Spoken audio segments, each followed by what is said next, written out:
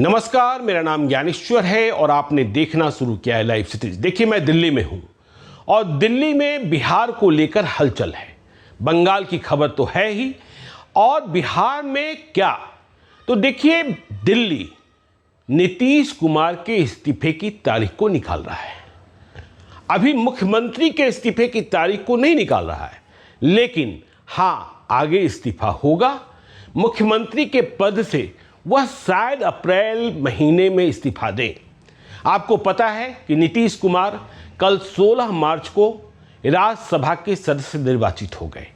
उनका कार्यकाल 10 अप्रैल 2026 से प्रारंभ होगा और उन्होंने स्वयं जब इस बात का फैसला किया था कि वह उम्मीदवार होंगे, इसकी सदिच्छा जताई थी, या यूं कहें कि जतवाई गई थी कि वह राज्यसभा जाना चाहते हैं, क्योंकि वह पहले लोकसभा, विधानसभा, विधान परिषद के सदस्य रह चुके हैं। इस सदन में अब तक नहीं गए थे।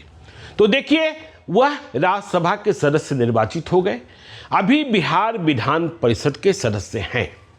तो कैसे तारीख निकल रही है और कैसे दिल्ली नीतीश कुमार पहुंच रहे हैं, बिहार से विदाई हो रही है, समझिए। 1950 में जो कानून बना, वह कानून क्या कहता है? वह कानून कहता है कि आप राज्यसभा के सदस्य और विधान परिषद के सदस्य साथ साथ नहीं रह सकते। तो कहां से कैसे इस्तीफा होगा?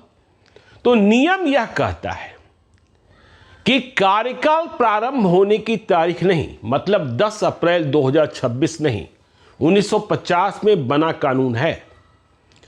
तो निर्वाचन की तारीख मतलब 16 मार्च 2026, जिस तारीख को नीतीश कुमार राज्यसभा के लिए निर्वाचित किए गए, तो उन्हें 14 दिनों में दोनों सदनों में, मतलब राज्यसभा जहां निर्वाचित हुए हैं और जहां बिहार विधान परिषद जहां के सदस्य हैं, उनमें से एक का चयन नीतीश कुमार को कर लेना होगा।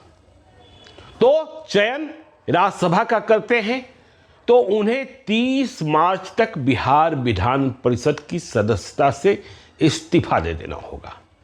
यह तारीख आगे नहीं बढ़ सकती है। और यदि, जिसकी संभावना नहीं है, हम विधान की बात कर रहे हैं, यदि नीतीश कुमार इस्तीफा बिहार विधान परिषद की सदस्यता से नहीं देते हैं, कार्यकाल तो 10 अप्रैल 2026 को प्रारंभ होगा, लेकिन उसके पहले ही 31 मार्च को यदि नीतीश कुमार ने बिहार विधान परिषद की सदस्यता से इस्तीफा नहीं दिया, तो राज्यसभा की जिस सीट के लिए वह निर्वाचित किए गए हैं, वह सीट रिक्त मान ली जाएगी, वैकेंट हो जाएगी। तो यह वैधानिक मजबूरी है, विधान है भारत का। तो नीतीश कुमार के इस्तीफे की तारीख निकल गई कि उन्हें 30 मार्च 2026 के पहले बिहार विधान परिषद की सदस्यता का त्याग कर देना है। तो इसका आशय क्या हुआ? इसका आशय क्या यह है कि वह मुख्यमंत्री भी नहीं रह पाएंगे? नहीं, यह आशय नहीं है।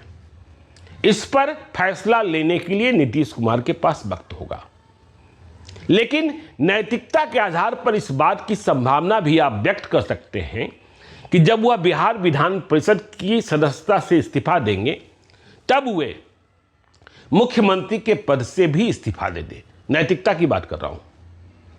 और राज्यपाल, बिहार को नया राज्यपाल भी मिला है, सैयद अता हसनैन, रिटायर्ड लेफ्टिनेंट जनरल हैं। तो उन्हें कह सकते हैं कि आप जब तक नई व्यवस्था न हो जाए, जब तक विधानमंडल दल का नया नेता न चुन लिया जाए, विधायक दल का, जो मुख्यमंत्री पद की दावेदारी पेश करे, तब तक आप मुख्यमंत्री बने रहिए, मतलब तदर्थ व्यवस्था के तहत। तो यह संभव है। नैतिकता के आधार पर वो इस्तीफा भी दे सकते हैं। और विधान तो यह भी कहता है कि वह बिना किसी सदन के सदस्य रहते हुए, नीतीश कुमार क्या, कोई दूसरा, तीसरा, चौथा, पांचवा व्यक्ति भी बिना किसी सदन का सदस्य रहते हुए 6 महीने तक मुख्यमंत्री की कुर्सी संभाल सकता है। जैसे अभी आप देख ही रहे हैं कि दीपक प्रकाश, उपेंद्र कुशवाहा के बेटे, जो बिहार सरकार में मंत्री हैं, न वह बिहार विधानसभा के सदस्य हैं, न वह बिहार विधान परिषद के सदस्य हैं, लेकिन मंत्री बनाए गए। 6 महीने के भीतर, यहां भी ध्यान रखिएगा, जब नई सरकार बनेगी, नया मुख्यमंत्री बनेगा, तो दीपक प्रकाश यदि फिर से शपथ लेते हैं तो उस तारीख से फिर 6 महीने मतलब नई मोहलत भी मिल जाएगी। नीतीश कुमार बिहार विधान परिषद की सदस्यता से इस्तीफा देते हैं तो उस सीट पर कौन जाएगा? क्या निशांत कुमार जाएंगे, नीतीश कुमार के बेटे, जिनकी पॉलिटिकल एंट्री हो चुकी है? नई सरकार में उनकी भूमिका को लेकर भी चर्चाएं चल ही रही हैं। तो नीतीश कुमार का पहला इस्तीफा बिहार विधान परिषद की सदस्यता से हो जाना है 30 मार्च के पहले, और यह इस बात का सबसे बड़ा संकेतक होगा कि बिहार को भाजपा का, मैं फिर कह रहा हूं, इस बात की उम्मीद नहीं है कि जेडीयू का कोई मुख्यमंत्री मिलने जा रहा है। बिहार को भाजपा का नया मुख्यमंत्री मिलेगा। अब वह सम्राट चौधरी होंगे या कोई और हो जाएगा, क्योंकि भाजपा चौंकाने वाली पार्टी है, यह देखने की बात होगी। तो नीतीश कुमार इस्तीफे की तारीख कौन सी निकालते हैं 30 मार्च के पहले? राज्यसभा के सदस्य के रूप में उनके कार्यकाल का प्रारंभ 10 अप्रैल को होगा। तो 10 अप्रैल को वह शपथ लेने आते हैं, या फिर देखिए खरमास का महीना भी चल रहा है। भारतीय जनता पार्टी विशेष रूप से ध्यान रखती है।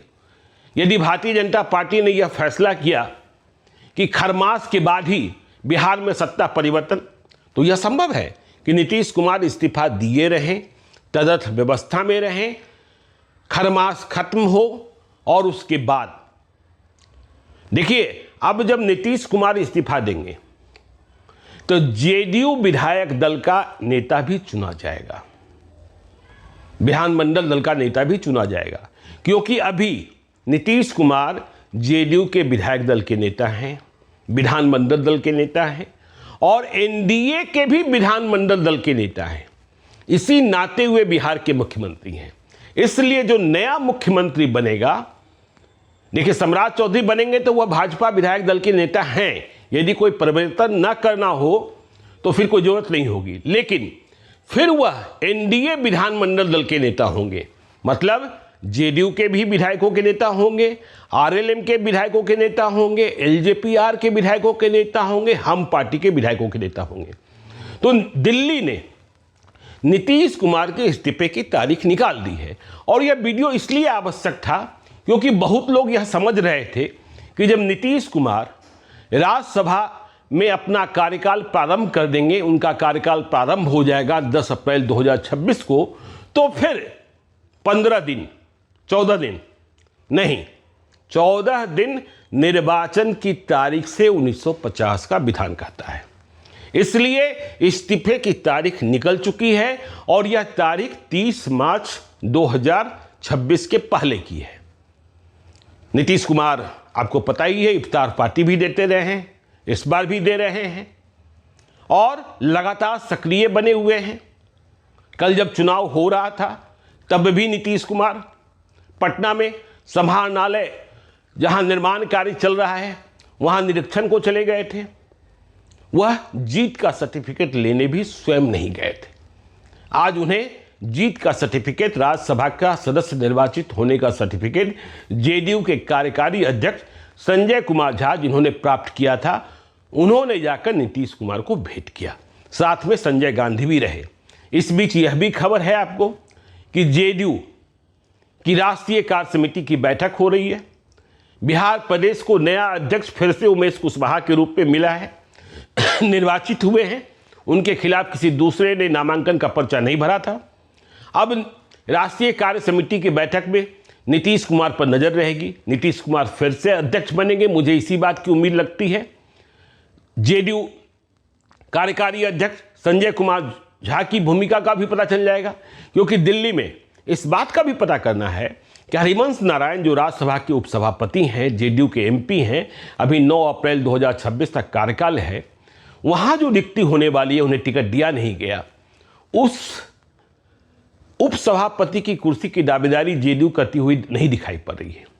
लेकिन उस सीट के बदले क्या मोदी कैबिनेट का जब कभी विस्तार होगा, उपसभापति भी कैबिनेट मिनिस्टर के बराबर होते हैं, संवैधानिक पद है, तो क्या जेडीयू मोदी कैबिनेट में एक और मंत्रालय मांग सकता है? इस बात पर नजर रखनी होगी। तो दिल्ली से हम आपको कई खबरें बताते रहेंगे, आप देखते रहिए लाइव सिटीज को। यदि अब तक आपने हमारे यूट्यूब चैनल लाइव सिटीज को सब्सक्राइब नहीं किया है तो जरूर कर लीजिएगा, और यदि इस वीडियो को आप फेसबुक पेज के माध्यम से देखें तो पेज को लाइक कीजिएगा, हैंडल एक्स पर भी हमें फॉलो कीजिए। धन्यवाद।